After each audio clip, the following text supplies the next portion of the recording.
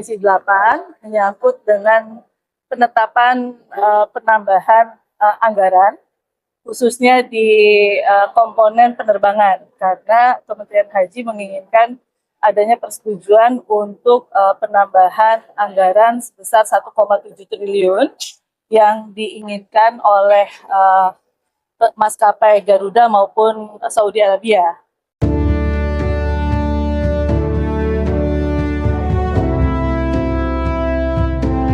Di tengah klaim penurunan biaya haji 2026, fakta di lapangan justru memunculkan tanda tanya besar. Komisi 8 DPR menguliti lonjakan biaya penerbangan akibat naiknya harga aftur hingga usulan tambahan anggaran triliunan rupiah dari maskapai. Sementara itu, kesiapan teknis hingga mitigasi risiko global juga jadi sorotan serius. Benarkah biaya haji benar-benar turun, atau ada beban tersembunyi?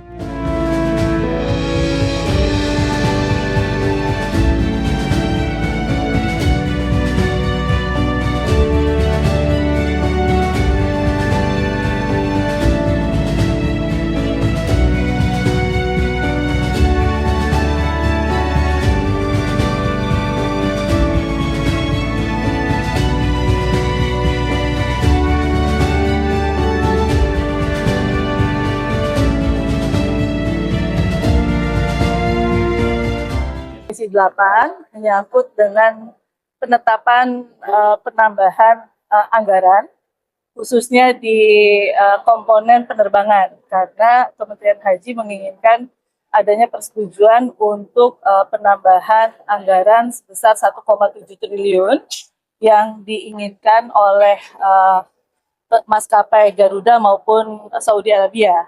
Nah, tentu saja kami dari Komisi 8 harus betul-betul menghitung kembali apakah penambahan komponen tersebut masuk terhadap anggaran yang memang realistis atau tidak. Kemudian di luar itu juga kami harus mengingatkan kembali kepada Kementerian Haji ada beberapa persiapan penyelenggaraan ibadah haji yang masih belum tuntas kaitan dengan permasalahan dam, kemudian permasalahan akomodasi, kemudian permasalahan mitigasi yang memang kondisi global maupun geopolitik yang masih belum menentu.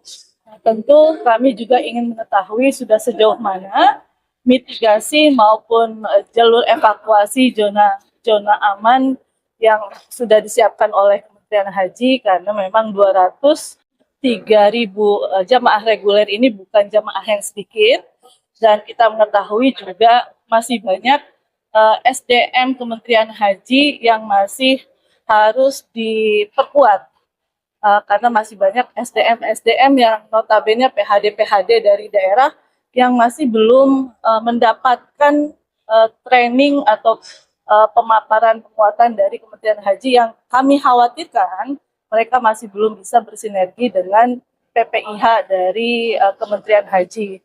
Nah, tentu kami juga ingin mengetahui pola dam yang selama ini disampaikan oleh Kementerian Haji ini mau seperti apa. Dan tentu di luar itu semua, dalam pembahasan hari ini kita ingin semua tuntas. Terkait tiket haji ini kan dari PDIP sendiri juga mengeluarkan suara kontra begitu, karena ada beberapa pertimbangan yang banyak hal yang perlu dipertimbangkan kembali. Seperti apa sih terjadi di Komisi 8 wacana war yang Tentu kami mengedepankan asas keadilan, karena masih ada 5,6 juta jamaah yang waiting list. Momen hari ini adalah momen yang tidak tepat untuk mengeluarkan statement war ticket. Kami berharap bahwa Kementerian Haji bisa meredam upaya untuk mengeluarkan statement war ticket. Kami mengapresiasi inovasi tersebut, tetapi memang tambahan kuota ini kan masih jauh dari harapan kita menuju visi Arab Saudi 2030 yang memang nanti Al-Musna akan meningkat menjadi 6 juta sampai 5 juta kapasitas. Nah, tentu ini harus disinergikan dengan kondisi keuangan dari BPKH. Apakah BPKH sanggup atau tidak? Maka Komisi 8 kan sedang melakukan perubahan terhadap Undang-Undang 34 tahun 2014. Nah, tentu ini semua menjadi bagian yang tidak terpisahkan, dan war ticket ini justru harus dipahami bukan karena kesalahan atau kelalaian waiting list dari masa panjangnya itu karena setelah didirikannya BPKH. Masa tunggu ini memang sudah berlangsung sejak dari zaman Kementerian Agama terlebih dahulu, di mana saat itu diberlakukannya kebijakan tentang orang bisa dengan pola antrian dan orang-orang bisa melakukan pinjaman dari perbankan. Maka mau tidak mau hal ini yang membuat masa tunggunya menjadi lebih lama. Dan kami mengetahui bahwa Kemenhaj pasti mempunyai solusi untuk mengurangi masa waktu tunggu ini, tetapi momennya tidak pas untuk hari ini dibahas. Tetapi justru yang harus menjadi fokus Kementerian Haji bagaimana penyelenggaraan tahun 2026 atau 1447 Hijriah ini bisa berjalan dengan lebih baik. Penegasan saja Mbak, sehingga kalau kemudian pernyataan Menhaj Rakernas minggu lalu yang menyebut bahwa BPKH jadi awal munculnya antrean keberangkatan haji ini, sementara dalam beberapa kesempatan kita lihat bahkan hari ini Menhaj selalu rapat bersama dengan BPKH, itu tidak tepat kalau itu tidak tepat. Karena memang kalau kita mengetahui bahwa antrian itu sudah berlangsung sejak dari zaman Kementerian Agama terlebih dahulu. Jadi memang BPKH ini adalah suatu lembaga yang dia hanya mengelola keuangan, bukan yang menentukan antrian apakah jamaah itu bisa menunggu lama atau tidak. Yang namanya BPKH hanya fokus untuk mengelola apakah keuangan yang disimpan atau dikelola oleh mereka ini bisa diinvestasikan, kemudian dia bisa menambah nilai manfaat, kemudian nilai manfaat itu bisa dipergunakan oleh jamaah pada saat akan berangkat atau tidak. Skema jangka pendek. The indiscriminate attack upon countries who never sought this conflict, the huge damage done across the Gulf to civilian infrastructure with civilian casualties is abhorrent. It has clearly shocked the region and all of us, and we must bear that in mind now as we lift our sights to the future. Because whilst the ceasefire between the US, Israel and Iran is undeniably welcome, it is also highly fragile. The region remains on edge, and a lot of work is required to reopen the Strait of Hormuz, to de-escalate the situation, leading to a sustainable ceasefire. In pursuit of that goal, we call for Lebanon to be included urgently in the ceasefire. Diplomacy is the right path, and I welcome the talks taking place this week. Hezbollah must disarm, but I'm equally clear Israel's strikes are wrong.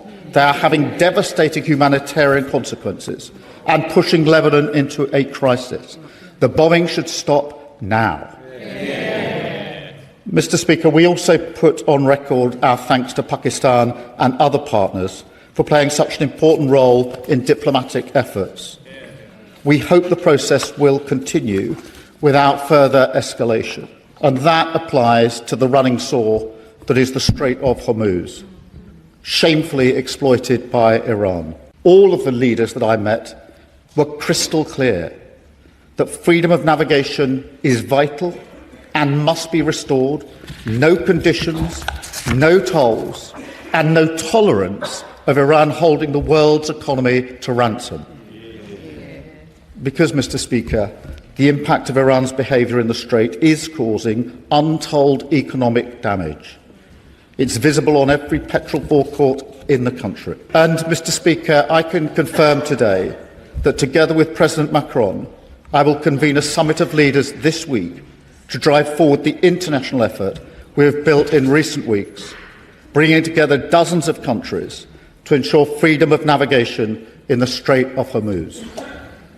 The summit will be focused on two things. First, diplomatic efforts to bring pressure to bear for a negotiated end to the conflict and for the Strait to be opened. Second, military planning to provide assurance to shipping as soon as a stable environment can be established. And let me be very clear, this is about safeguarding shipping and supporting freedom of navigation once the conflict ends. Our shared aim here is a coordinated, independent, multinational plan. So this time Britain's response must and will be different to reflect the changing world that we live in.